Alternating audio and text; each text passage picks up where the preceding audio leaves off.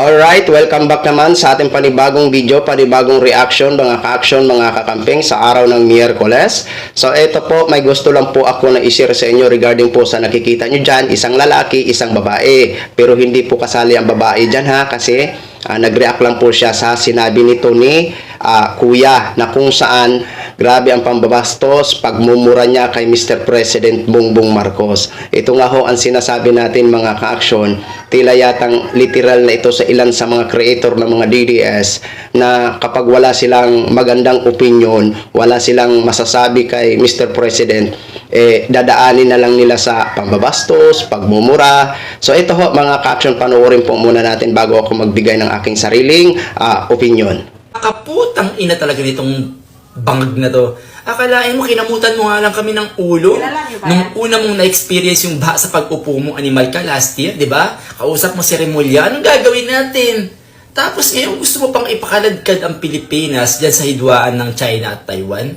Puki ng inan to. Anong klaseng tao to? Anong klaseng pangulo to? Presidente ba talaga tong animal na to? Ang putang ina. Yung baha nga, hindi mo masolusyonan eh. Yung baha nga, nagkakandara pa ka, hindi mo alam kung anong alibay ang gagawin mo eh. Tapos gusto mo pa sa gera, isabak ang Pilipinas, ang putang ina ka. Gera na hindi mo naman gera, animal ka. Anong klaseng pagkatuta, ang level ng pagkaaso ang ginagawa mo para sa Amerika, animal ka. Gigil mo na naman talaga ako. So yun na ho mga ka-action, mga kakamping, no, napanood na po natin at napakinggan na po natin ang tila galit na ito na si Kuya ho mga ka-action. Ayon sa kanya, kinakaladkad daw ang Pilipinas sa hidwaan ng China at Taiwan. Malinaw naman po ang sinabi ni Mr. President Bongbong Marcos dyan. Inaano lang po ni Mr. President Bongbong Marcos ang kapakanan ng ating mga OFW sa Taiwan kung sakaling magkaroon ng hidwaan ang China at ang Taiwan.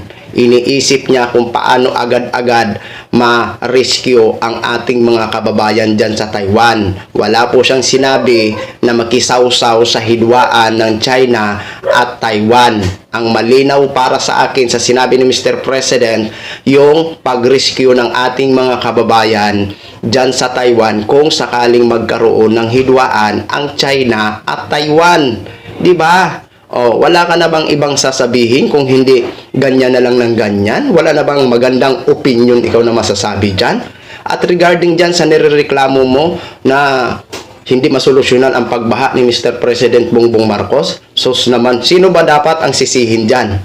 Tanong ko nga sa inyo, tanong ko nga sa iyo, sino ba dapat sisihin dyan? Kasi para sa akin, wala naman problema kay Mr. President Bongbong Marcos. Kasi si Mr. President Bongbong Marcos nag-a-approve lang po yan. Mabuti nga po ngayon, di ba? Na presidente na mismo ang pumupunta sa mga kalugaran na kung saan may flood control project.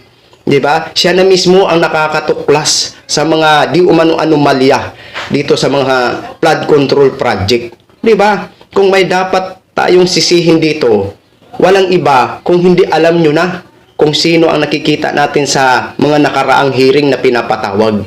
Di ba? Si Mr. President, nag-a-approve lang po yan eh. Di ba? Pero maganda nga ho ngayon, siya mismo personal, nag-a-inspect at siya mismo na personal ang nakakatuklas sa mga di umanong anomalya dyan sa mga flood control project. Di ba mga ka-action, mga kakamping? At regarding naman dyan, sa inaano mo dyan sa US at Pilipinas, sus, ito kahit ilang beses na natin sabihin, kahit sino po ang presidente ang humawak ng Pilipinas, kahit hindi man maka-US, ang US nandyan po lagi yan. Di ba? Nandyan po lagi yan. Di ba? Tumutulong po yan. Di ba? Bakit inaano nyo pa yung US, wala namang ginagawa yan kung hindi handa lang silang tumulong kung sakaling kailangan ng tulong ng Pilipinas. Di ba? Pero anong ginagawa ng pamahalaan ng ating Pilipinas?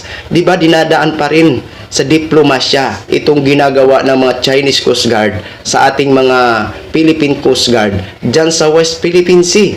Di ba? Dinadaan pa rin sa diplomasya. Malinaw na ayaw ng gulo ng Pilipinas. Dahil kahit tayo na binabalahura, tayo na ang binabastos ng mga Chinese Coast Guard dyan sa sarili nating teritoryo, pero ginagawa pa rin ang lahat na dadaanin sa diplomasya ng Pilipinas. Malinaw na malinaw po yan. Ayaw ng gulo ng Pilipinas. Ngunit pinaglalaban lang ho natin ang sarili nating teritoryo dyan sa West Philippine Sea. Diba? Dahil alam natin, napakalawak po ng South China Sea.